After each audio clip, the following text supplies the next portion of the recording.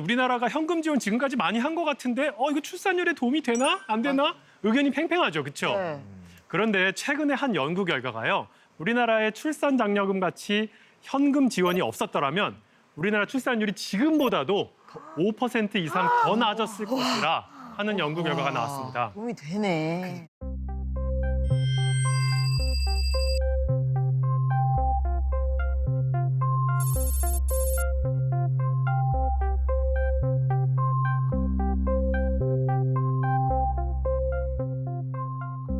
기업의 과감한 출산 장려금은 사실 환영할 만한 일이죠, 그렇죠?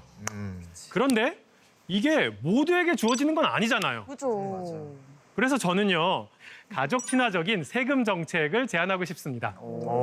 가족 친화적인 세금 정책?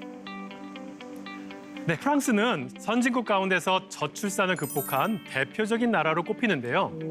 이 나라에는요, 독특한 소득세제가 있습니다.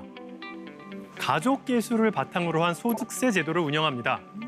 말이 좀 어렵죠, 그렇죠? 어려워요. 그러니까 가족이 다 따로 벌어서 따로 소득세를 매기는 것이 아니라 가족의 모든 소득을 한 번에 합쳐갖고 그거를 가구 원수로 나눠서 소득세를 부과하자는 거죠.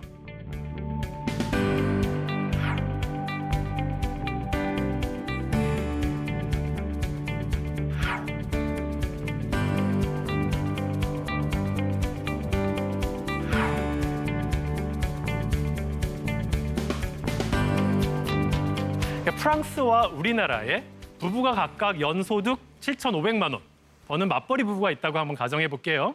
그러면요, 둘 다 가구의 소득은 1억 5천만 원으로 똑같죠. 네. 자, 그랬을 때 세금은 얼마를 낼까? 자녀가 한 명도 없을 경우 프랑스와 우리나라 모두 약 한 2,500만 원 정도를 냅니다. 자녀가 한 명이면 프랑스 부부의 소득세는 약 2천만 원으로 500만 원 정도 줄어듭니다. 와. 그러나 우리나라는요, 안 내려갔어. 무자녀일 때와 세금의 차이가 사실상 거의 없습니다. 자녀가 2명이면 그 차이가 더 커지죠. 프랑스 부부는 1,540만 원을 내는데요. 앞자리가 바뀌었어요. 와. 그러니까요. 우리나라는 여전히 차이가 없습니다. 자녀가 3명이면요. 프랑스와 한국의 세금 차이는 더욱 벌어집니다. 야. 그래서 우리나라에 프랑스식 조세 방식을 도입해서 아이를 낳는 가정에 경제적인 혜택을 주는 방법을 좀 고민해보자 하는 거죠. 여러분은 이러한 조세 방식 좀 공감이 되십니까? 근데 이게 세금이라는 게 원래 공동체를 위한 거잖아요. 네. 근데 이제 아이를 낳으면 공동체에 도움이 되는 거니까 네, 네. 결과적으로 서로 윈윈이 될 것 같아요, 저는. 예. 저 같은 경우는 뭐 물론 아이를 키우니까 세금을 줄여준다는 거는 마음에 들긴 하는데 문제는 소득이 높은 가정일수록 저런 세율이 더 높을 텐데 맞아요. 저렇게 세금을 깎아주면은 고소득층 가정은 아이를 좀 쉽게 낳을 수 있는데 저소득층은 세금 깎이는 게 별로 없으니까 오히려 바뀌는 게 없지 않을까요? 맞습니다. 그래서 프랑스 정부는요, 요 소득세 감면 액수의 상한액을 정했어요. 또 그런 거? 그래서 이러한 문제를 좀 보완하고 있습니다.